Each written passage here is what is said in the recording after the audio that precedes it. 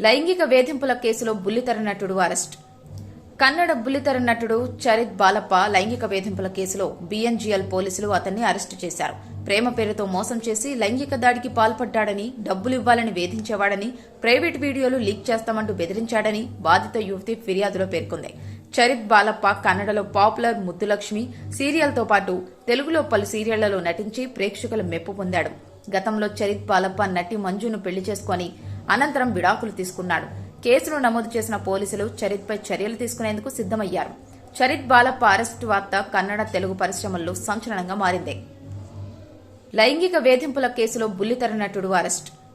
కన్నడ బుల్లితెర నటుడు చరిత్ బాలప్ప లైంగిక వేధింపుల కేసులో బీఎన్జీఎల్ పోలీసులు అతన్ని అరెస్టు చేశారు. ప్రేమ పేరుతో మోసం చేసి లైంగిక దాడికి పాల్పడ్డాడని, డబ్బులు ఇవ్వాలని వేధించేవాడని, ప్రైవేట్ వీడియోలు లీక్ చేస్తామంటూ బెదిరించాడని బాధిత యువతి ఫిర్యాదులో పేర్కొంది.